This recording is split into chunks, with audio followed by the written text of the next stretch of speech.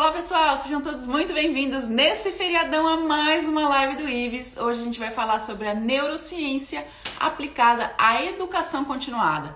Um tema que eu sei que muita gente pode já ter ouvido falar, mas pode ser que tenha muitas dúvidas porque não é algo que a gente lide no nosso dia a dia como profissional de saúde.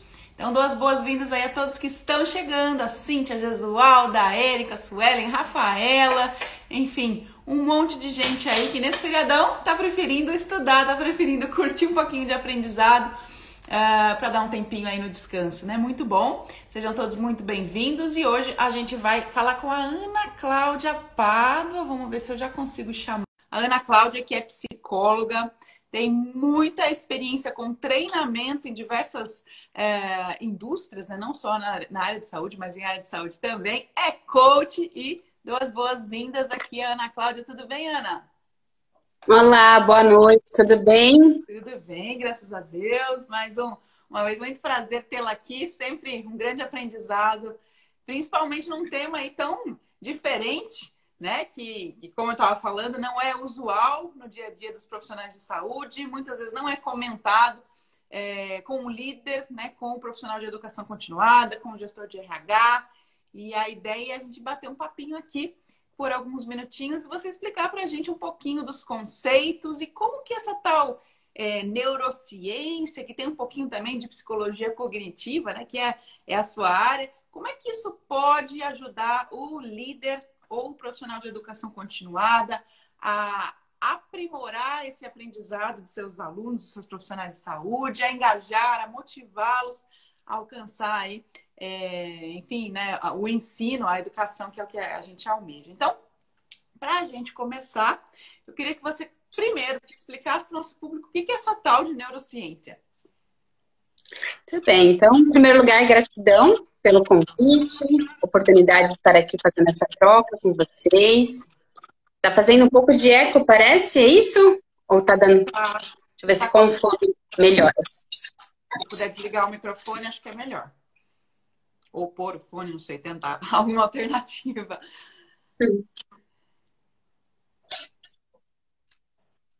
Sempre faz ao vivo e a gente vai improvisando que dá certo. Com fone, sem fone. Acho que melhorou. Melhora assim? Melhor. Agora eu preciso achar um jeito do celular ficar parado. Ainda está com um pouquinho de eco. Vamos ver se melhora. Ó, vou falar com... Tá meio robotizada a fala, não sei se é o ambiente ou se é a internet. Agora... Para mim congelou, gente. Não sei se para todo mundo congelou também, mas a Ana não tá aparecendo mais para mim. Agora voltou. Congelou, voltou. Ah, meu Deus. Estamos com...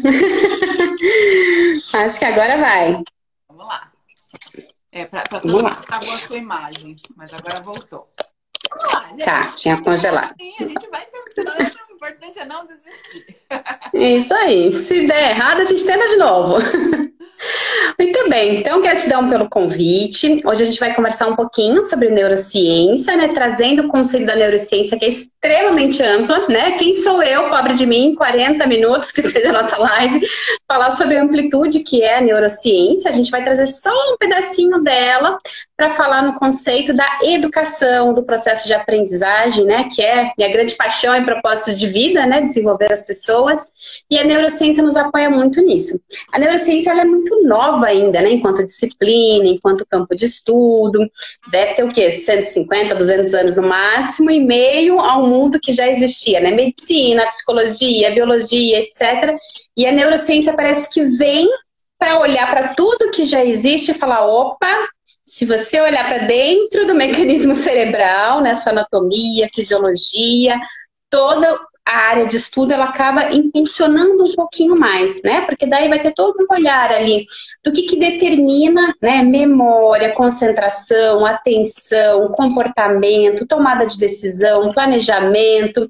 Então, através desse estudo, né? Da anatomia, fisiologia, a gente vai entendendo desde as nossas respostas automáticas, né? Involuntárias, o piscar, né? Para lubrificar os olhos, aquela famosa batidinha no joelho, né, que te faz dar o chutinho, né, como impulso. Então, tudo isso aí são mecanismos dessas atividades voluntárias e involuntárias, e claro que o processo de aprendizagem também vai estar diretamente relacionado a isso, né, como que a gente absorve a informação de melhor ou pior maneira, o que está impactando nisso, o que está dificultando. Então, entendendo que realmente esse processo de aprendizagem vai ser muito individualizado, né? Não tem como a gente generalizar que todo mundo aprende igual, da mesma forma, na mesma intensidade.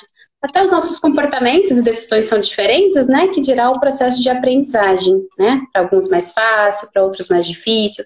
Então, a neurociência vai tratar aí da questão das ligações entre os neurônios, do hipocampo, o córtex, né? Como que cada parte, né, cerebral impacta nesse processo. O que eu sei até agora, né? Também não é minha área de pesquisa, é a sua. O que eu sei minimamente é que a neurociência ela trata muito dessas questões fisiológicas, né? Então, vai estudar não só o sistema nervoso simpático, como o sistema nervoso parasimpático, como que essa coordenação de sinapses e neurônios, né, provê essa questão do aprendizado. E a psicologia cognitiva vai tratar de como tudo isso se desenrola em emoções, né? E como essas emoções podem participar do processo de aprendizagem, que é muito o que Jean Piaget sempre promulgou, né? Sempre fortaleceu aí nessa questão da aprendizagem. Tem a ver? É isso mesmo? Ou eu estou criando um mundo que é paralelo? Não, tem tudo a ver. Na verdade, quando a gente pensa ali na conexão, né, entre os neurônios, é como se algo estivesse fazendo sentido, né, para o nosso cérebro. Então, a partir do momento que o processo de aprendizagem ele faz sentido para a pessoa, né, que está aprendendo, essa conexão entre o neurônio ela fica mais intensa, né? E vamos pensar, quando a gente está estudando, em geral a gente está focado num tema, num assunto, enfim, sei lá, estou estudando matemática, aí eu tenho ali uma série de neurônios relacionados a isso, né? Todo o meu hemisfério ali cerebral que vai estar focado na matemática. E aí hoje já existem diversos estudos da neurociência que mostram justamente isso. Quando você está estudando muito focado em um assunto só, é importante que você faça pausas, né? Por exemplo, 30 minutos, 40 minutos, aquilo que o seu ritmo biológico, né, vai te dizendo do que é melhor. Em geral, são 30 minutos, mas claro que pode ter variação de pessoa para pessoa. Porque aí quando você sai daquele pensamento focado na sua área de estudo e você simplesmente faz uma pausa para algo de 5 minutos, que é diferente, ou seja, vou sair, vou levantar, esticar minha perna, fazer um alongamento, sei lá, vou olhar pela janela, né? Tô muito focado no computador, olhei para a janela, enxerguei uma paisagem, fiz uma meditação de 1 segundo que seja, né? Do respirar, tomei um cafezinho, né? Um combustível. Isso faz com que o quê? Aquela conexão que estava totalmente focada, ela se torne difusa. E quando a gente retorna novamente para o estudo focado, essa linha difusa, ela vem com mais energia, digamos assim, para alimentar aquela conexão entre os neurônios e te faz criar novas conexões, né? Então, acho que o que é mais fantástico, né, no mundo da neurociência aplicada ao processo de aprendizagem é mostrar justamente isso. Quanto mais a gente aprende, mais conexões são formadas e isso traz todo um conceito ali da plasticidade cerebral, né? Quem não aprende, não é que o cérebro fica pequeno, é nesse sentido, que não está fazendo muitas conexões que fazem sentido, não vai ampliando. E os exames, né, as pesquisas, elas mostram justamente isso, né? Quanto mais a gente aprende coisas novas, fisiologicamente, né, anatomicamente, nosso cérebro também vai se adaptando, também vai criando ali uma flexibilidade de adaptação ao novo conteúdo, à nova informação. Então isso é super bacana, na verdade. Eu falo que a plasticidade cerebral tem um lado bom e um lado ruim. Aí vocês vão falar, é ruim, né? Por quê? O bom é isso, né? Quanto mais a gente aprende, mais o nosso cérebro se conecta, né? E fica mais, como dizer, a tomada de decisão mais rápida, a linha de raciocínio, planejamento, etc. Porém, por que ele é ruim? Porque aquilo que a gente não vai utilizando, né, por uma economia de energia realmente, ele precisa eliminar, ele precisa substituir para aquilo que é novo e que faz mais sentido para aquele momento poder atuar, né? Me perdoem aqueles que gostam de geografia, enfim, mas eu particularmente não lembro de nada que eu estudei de geografia, né, lá atrás, na escola. Por quê? Porque naquele momento, naquele método de ensino-aprendizagem, não fazia sentido. Então, né, o que é muito comum? A gente estuda aquela memória de curto prazo, literalmente o decorar, né? Você decora o conceito, enfim. Muitas vezes, né, pelo menos eu tinha essa mania de querer acordar cedo na véspera da prova, né? Porque ficava mais fresquinho, né? Parecia que dava certo. Mas o que adiantou, né? Acordei tão cedo, fui bem na prova, mas não teve conexão cerebral para manter esse aprendizado até hoje, né? O cérebro elimina, né? Ele passa a fazer mais retenção daquilo que ele realmente vê sentido, vê significado e vê principalmente utilidade. Se não tiver utilidade, o cérebro vai eliminando, né? E que bom, né, nesse lado da plasticidade cerebral, é a gente ter a capacidade do reaprender, né? Quem aqui não conhece algum exemplo, algum caso aí de alguém que teve um AVC, por exemplo, né, e que teve que reaprender tudo. Reaprender a comer, reaprender a andar, reaprender a falar, né, tudo aquilo que era tão óbvio já aprendido, mas que, né, pelo impacto ali da questão, né, cerebral causada pelo acidente, teve ali o seu prejuízo, né, e tudo isso precisa ser reaprendido, né, então isso mostra o quanto somos capazes de aprender, na infância, na adolescência, como adultos e até enquanto idosos, enfim, maioridade. Claro que os estímulos também precisam ser diferentes conforme a idade, né? É importante a gente pensar nisso. Perguntar, né? Hoje está muito em voga essa questão de diferenciar a pedagogia, né? Que é o ensino das crianças, da andragogia, que é o ensino dos adultos. Então, como é que a neurociência pode, então, contribuir para essa aprendizagem das diferentes faixas etárias? Exatamente, a neurociência vai entender quais são os estímulos diferentes para cada idade, né? Então, muitas vezes, quando você vê lá a criancinha, né? Já diziam os filósofos lá atrás que a criancinha é uma tábula rasa, né? Então, ela está carente de conhecimento, da busca incessante, tem muita curiosidade, tudo é muito novo, tudo é muito interessante, né? Eu tenho um filhinho de 6 anos, meu Deus, eu fico cansada de tanta pergunta que a gente tem que responder. Porque tudo ele quer saber, né? Tudo ele está fazendo associação. Ah, então é por isso que você, nananã, é por isso tal coisa, né? E ó, o perigo do exemplo também, né? Porque ele está ali como esponjinha, sugando tudo, absorvendo tudo. Quando nós nos tornamos adolescentes, por exemplo, a gente já não tem mais tanta sede de saber, mas ainda mantemos, mas já não é mais como uma criancinha, né? Na verdade, o adolescente ele começa a estar muito mais desperto, digamos assim, para as relações, né? Para o social. Então, já é um outro formato de aprendizado. Ele não quer aprender sozinho, ele quer aprender ali na sua relação com o outro, e com o outro aprendendo o seu processo de individuação, né? Toda aquela ânsia de se tornar o adulto, né? Ser visto e reconhecido como pessoa. Então, são outros estímulos. E quando nós somos adultos, né, e por isso que surgiu aí a importância do estudo da andragogia, como que a gente ensina um adulto que teoricamente já sabe tudo, né? Já vem com a sua experiência de vida, com seus conceitos e preconceitos, ele já tem uma linha formada, né, de pensamento daquilo que já deu certo para ele, né, enquanto trabalho, enquanto formação, enfim, ele já sabe o que deu certo e o que deu errado, né? Então, quem é você, professorzinho, para querer vir me ensinar tudo aquilo que eu já sei, né? Ah, me ensinar a higienizar corretamente as mãos, isso é óbvio, eu aprendi quando eu era criança. Por que você tem que me ensinar agora uma técnica de higienizar as mãos? Qual é o sentido disso? Qual é a aplicabilidade?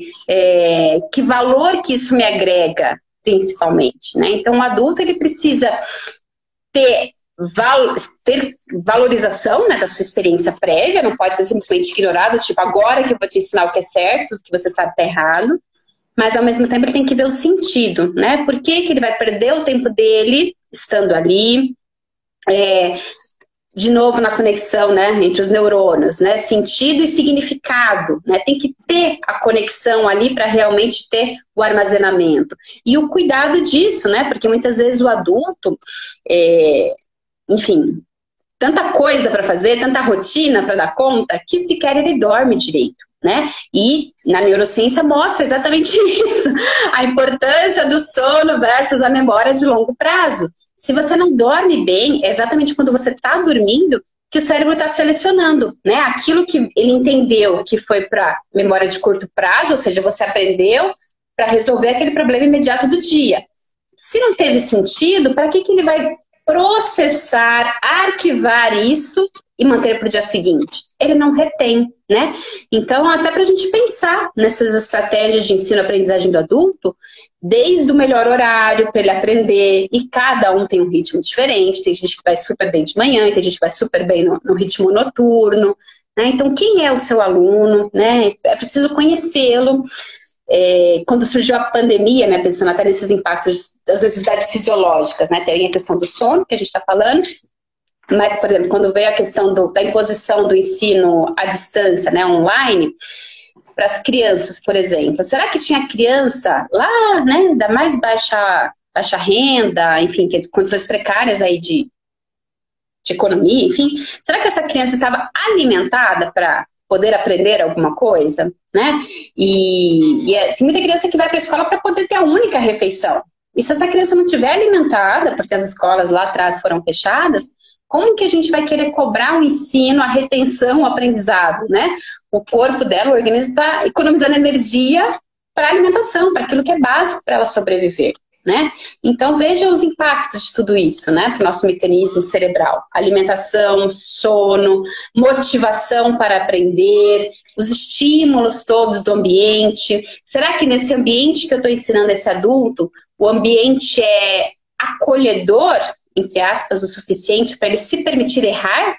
Porque adulto não pode errar, a criança erra, cai, levanta e, enfim, está aprendendo e está tudo bem, ela dá risada do erro dela. O adulto não. O adulto, se ele é constrangido num erro dele, no momento da aprendizagem, ele pode simplesmente desistir do curso, nunca mais comparecer no seu treinamento, porque ele se sentiu exposto, enfim, né? Então, como que a gente cuida, inclusive, desse clima, desse ambiente, desses estímulos, da melhor forma ali, para que ele realmente veja sentido no seu aprendizado. E não adianta também a gente... Eu estou pegando muito isso nessa questão, né, da criança na sala de aula ou do adulto que está fazendo uma universidade, um curso extra, etc. Agora, como é que isso se aplica no caso do ambiente de saúde, onde você não tem muitas vezes uma sala, você às vezes está ensinando ali no dia a dia, no balcão do preparo do medicamento, no momento da hemotransfusão? Como que o líder consegue obter todo esse conhecimento para prover a melhor aprendizagem no dia a dia, na beira-leito, para essa equipe de auxiliares, assistentes, coordenadores que ele tem que ensinar e prover a orientação para que eles aprendam? Como que isso se desdobra? A neurociência, né, os novos estudos aí de pedagogia, andragogia, enfim, eles têm cada vez mais tirado do foco o protagonismo da estrela do conteúdo, digamos assim, né? Então, se você vai só pensando naquela linha, naquela estratégia de ensino-aprendizagem de muito slide, muito escrito, muita leitura, lê essa apostila que você já vai saber fazer, não vai funcionar, né? E isso para o ambiente de saúde, mais do que nunca, é verdade, né? Porque às vezes as pessoas realmente não conseguem sequer sair da linha de frente, né? Então, talvez a melhor forma ali da adaptação, não que o conteúdo não seja importante, ele pode ser também, mas não pode ser a única fonte desse estímulo da aprendizagem, né? Então, o aprender in loco, na prática do trabalho, né, com alguém realmente te acompanhando, te monitorando, isso consolida muito mais a aprendizagem do que só a leitura do conteúdo. Na verdade, a aprendizagem, principalmente na andragogia, ela vai falar muito da questão da repetição para a consolidação. E aí não é a repetição de ficar decorando, repetindo a frase até decorar, não é isso. É a repetição do aprender a fazer fazendo, né? Então, eu fiz uma vez, deu certo, não deu, faço de novo, né? Então, se fala muito hoje, eu faço muita avaliação nas instituições, e como é bacana quando a gente encontra aí as estratégias, por exemplo, do padrinho, da madrinha da área, né? Alguém que realmente acompanha aquele novato nas suas práticas, né? O que ele está fazendo, como está fazendo, por mais que ele tenha muita experiência lá de outra instituição, como que ele adapta o seu conhecimento prévio, de novo, que precisa ser valorizado, mas dentro dessa cultura, desse momento, desse perfil, desse contexto, desse cenário que é essa instituição atual de saúde, né?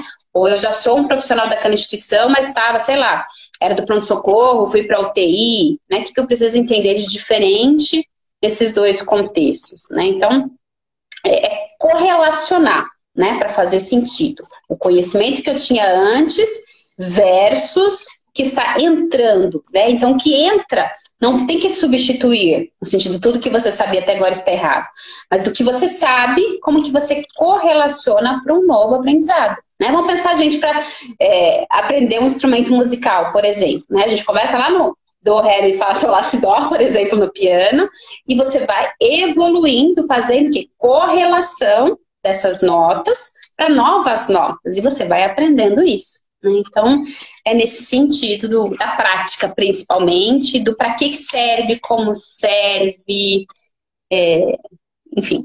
Na verdade, existem até, se eu puder acrescentar, que eu começo a falar, não paro mais, né? Tem 6 princípios que eu acho que respondem, assim, da teoria para a prática do que a gente está falando, né? Tem 6 princípios da andragogia, que bem resumidamente eu vou correr aqui para falar, que talvez eles tragam para a gente esse contexto aí do aprendizado na prática. Primeiro deles, a necessidade do saber, né? Eu, adulto, preciso saber por que eu tenho que saber isso. Para que me serve aprender agora a higienizar corretamente as minhas mãos? Eu já sei, eu faço isso desde que eu nasci, eu tenho 40 anos, 50 anos. Ou o erro do líder, que é treinar todo mundo em tudo, né? Tipo assim, eu vou treinar o turno da manhã, da tarde, da noite para a mesma coisa, sendo que o da noite é o mais fragilizado nesse tema e eu deveria focar aquela turma com outra pessoa, né? O chá, famoso da competência, né? Para uns vai ser a necessidade do conhecimento, para outros da habilidade, né? A técnica em si, e para outros é a atitude, comportamento, né? O querer fazer, né? Então, primeiro de tudo, o aprendiz tem que ter a necessidade daquele saber. Por que ele tem que saber aquilo? 2, né? A questão do autoconceito, né?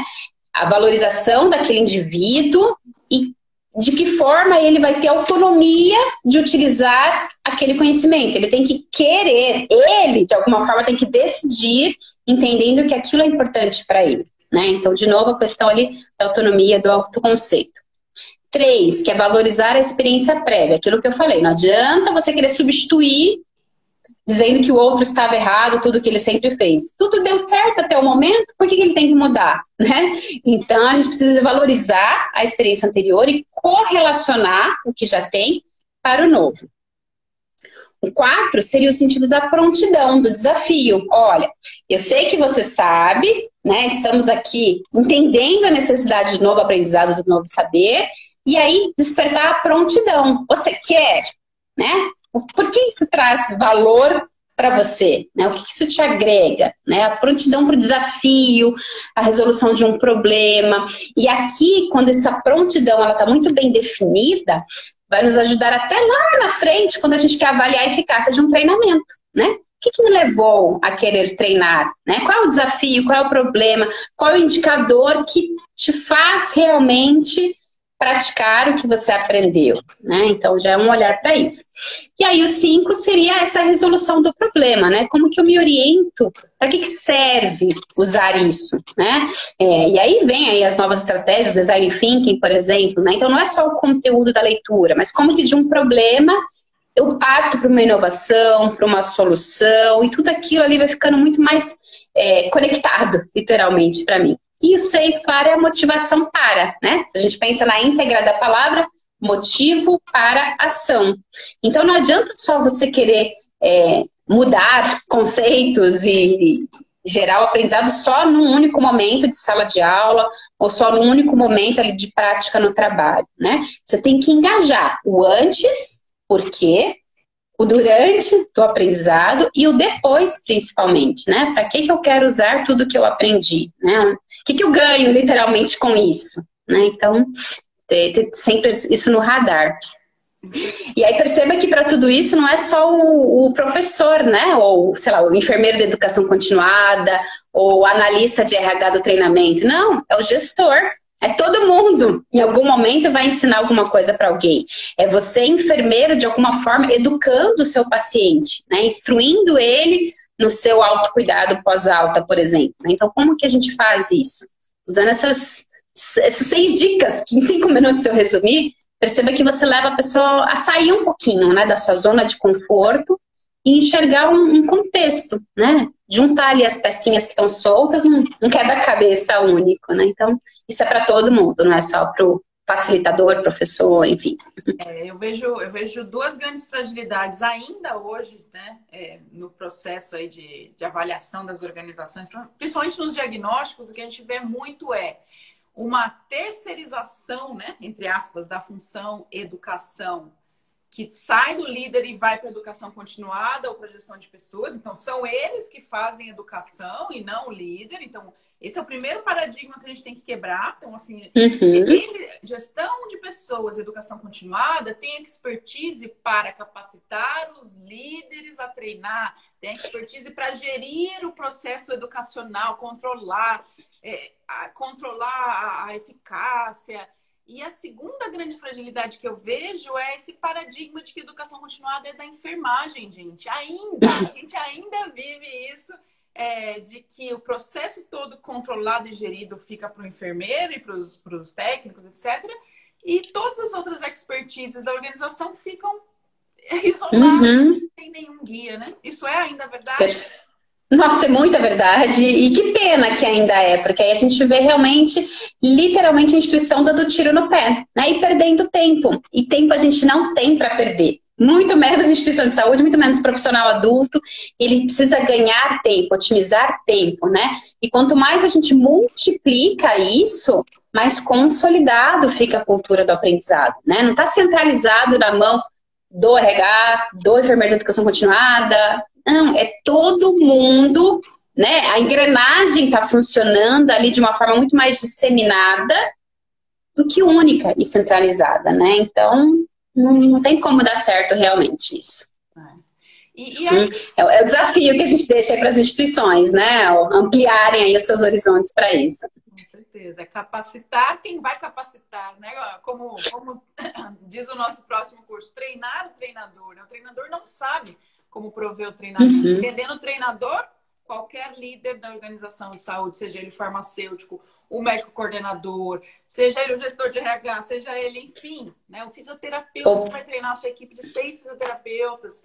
Exatamente. É o enfermeiro que está, de alguma forma, passando instrução para uma equipe de técnicos de enfermagem, e não é necessariamente o enfermeiro da educação continuada.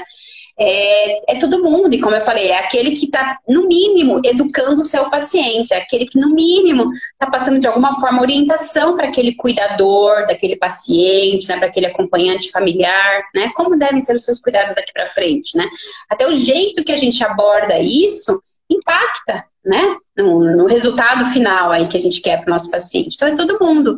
E enquanto gestor, a gente nem deveria dizer que isso é importante, né, deveria ser intrínseco à palavra e não é só o cargo e status, mas ser líder é, no mínimo, ser desenvolvedor de pessoas. Então, você é líder, você já tem que se capacitar e ser um multiplicador de ensino, de aprendizagem, porque, no mínimo, você vai ter que, em algum momento, fazer avaliação de desempenho do seu profissional, né? E como que, de alguma forma, você vai motivá-lo, incentivá-lo e dar um sentido de uma melhoria que seja comportamental, não precisa nem ser só o conhecimento teórico, né? Mas todo mundo, de alguma forma, tem que evoluir, né? Incentivar a sair da zona de conforto, começando por nós mesmos, e incentivando o outro, né? Então, como que a gente faz isso, né? Qual a melhor forma de fazer uma reunião de trabalho, enfim, meia hora que seja de orientação, né? Como que eu me faço ser entendido, como eu me faço literalmente ser ouvido e como que de alguma forma eu impacto para que as pessoas coloquem em prática o que está num procedimento, numa política, num manual. Então perceba, é todo mundo, né? Não é realmente só enfermeiro da educação continuada e muito menos na mão do RH de 4 paredes. Certamente. E eu acho que você falou muito a questão do sono, né? E obviamente eu me vejo nessa questão que eu durmo muito pouco. Mas agora passando para a questão do líder, né? Eu acho que o líder, muitas vezes, ele não enxerga os diferentes contextos, né, dos seus liderados. Então, por exemplo, quando a gente pensa num técnico de enfermagem, o técnico de radiologia, o técnico de coleta laboratorial, que ou eles fazem plantões de 12 por 36, ou fazem plantões noturnos, o que é extremamente e psicologicamente difícil, ou fazem dupla jornada, então eles saem do seu hospital e vão cumprir a próxima jornada num outro hospital. Como é que está essa questão, né, de reconhecer que para esses profissionais o processo de aprendizagem às vezes vai ter que ser totalmente diferente, fragmentado em pequenas pílulas ao longo dos dias, né, do que fazer ali o plantão inteiro de treinamento? O líder está preparado para entender esse contexto ou não? Deveria. Aquilo que a gente falou, né? Então, o conceito máximo do estudo, né? Não adianta você ficar. Imagina quem vai estudar para vestibular, né? Acho que todo mundo já passou por isso aí em algum momento na vida. Não adianta você querer estudar na véspera da sua prova do vestibular, passar o dia inteiro estudando, revisando todas as matérias, que você vai chegar o quê? Cansado, com a fadiga mental, né? O seu neurônio que precisa ali da proteína, né, para manter-se ativo, ele vai estar literalmente cansado, né? Então ele não consegue, naquele momento que ele lê a pergunta da prova, ele sequer consegue fazer novas conexões, que é o quê? Olhar para o problema, que é a questão, buscar no arquivo, na memória, o armazenamento da informação, para daí produzir uma resposta. Então, a mesma coisa para esse profissional, né? Que está cansado, que está sobrecarregado de 2 plantões, está em burnout, está em fadiga, né? Não está, talvez, emocionalmente ali adaptado para aquele momento de aprendizagem. Então, talvez, é aquilo que eu falei, a técnica de pequenas doses do conhecimento, que às vezes você faz 30 minutos focado, faz a sua pausa, né, vai para o pensamento difuso, para depois voltar no focado de novo. Porque se você colocar essa pessoa num auditório, numa sala de treinamento, numa sala de reunião, e fazer essa pessoa ficar por 4 horas, e sabendo que ela está desesperada, olhando para o relógio, para o próximo plantão que ela vai pegar, você está perdendo só o seu tempo e o dela, né? Então, o quanto vale a pena? Então, a gente precisa ser muito inovador cada vez mais e buscar realmente aí outras alternativas de ensino-aprendizagem, outras ferramentas, né? O mundo aí da transformação digital, ele veio muito para suprir, né? Muita dessa questão, porque às vezes não dá mais, né? Para a gente reunir todo mundo ali, 50 pessoas no auditório presencial, por 4 horas seguidas, um dia inteiro, né? Então, isso nos faz pensar, né? Será que realmente era produtivo antes? Claro, tinha seus ganhos, né, da interação do presencial? Sim. E como que a gente substitui isso no mundo aí da transformação digital, do EAD, da tecnologia? Né? Então, a gente viu um impulsionamento disso, né, principalmente pela pandemia, e é um mundo online realmente que veio para ficar, né? Com seus ganhos, com as suas perdas. Então, como que a gente incentiva isso, né? Então, muitas instituições que a gente faz muitas instituições que a gente faz avaliação, a gente viu muito esse movimento, né? E não precisa ter um grande investimento necessariamente para isso, né? E como que a gente cria isso, né? No mundo da tecnologia, essa interação do humano, né? Da relação com o outro, que também gera o aprendizado. É trazer também a emoção, né? Para esse mundo à distância se tornar próximo, né? Então, mesmo que cada um faça ali o seu curso em diferentes momentos, né? Respeitando essa questão do horário, por exemplo, mas será que eu posso criar internamente estratégias de gamificação, de, sei lá, realidade virtual, avatar, storytelling? Então, muitas coisas surgiram, né, a partir disso, que é justamente motivar a pessoa a ser engajada, né, na busca ativa do seu conhecimento, né? Ela é a protagonista da sua história de aprendizado, não é mais aquele estudante, aluno passivo, sentadinho na cadeira, no fundo da sala de aula. Você achava que ele estava te escutando, mas ele estava com a cabeça longe. Então, mudou-se, né, esse paradigma, né? Então, quanto mais a gente incentiva a pessoa a ela buscar o seu conhecimento, ser protagonista, a gente cria um movimento da experiência gerando o aprendizado. E claro que isso retém muito mais do que ficar sentadinho no fundo da sala, passivamente, esperando o conteúdo do PowerPoint.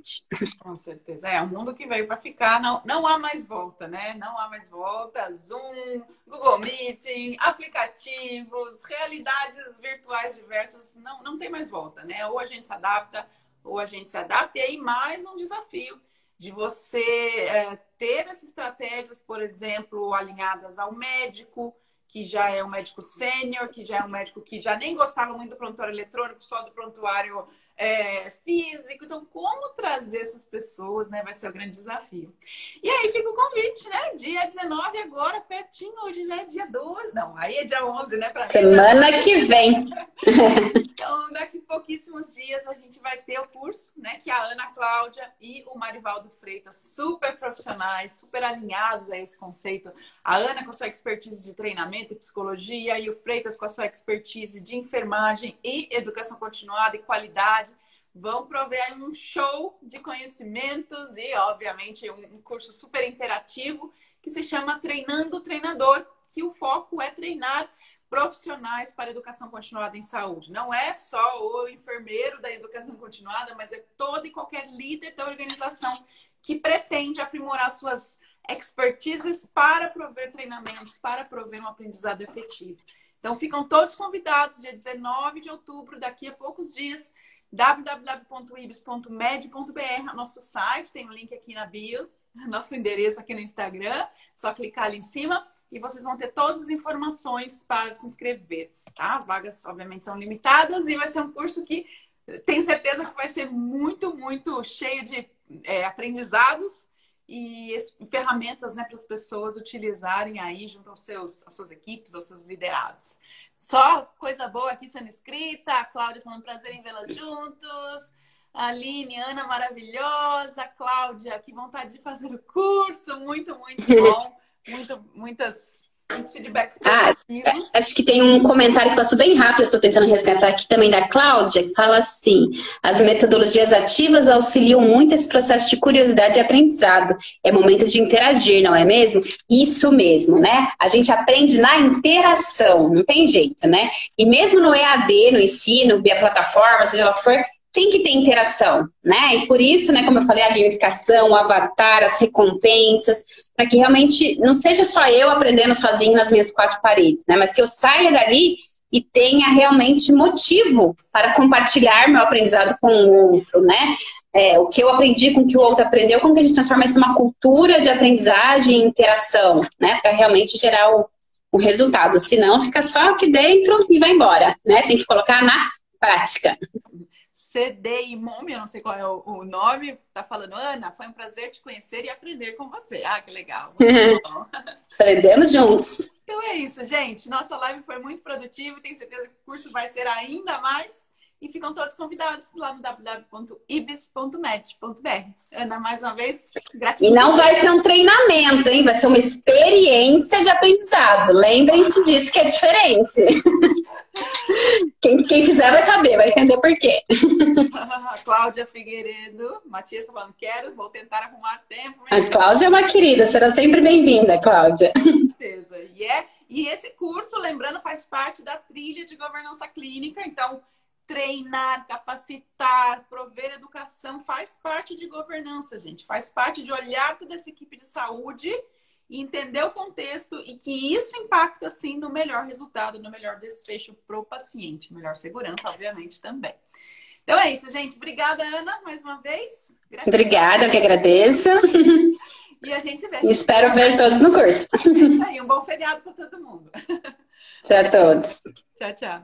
Tchau, tchau.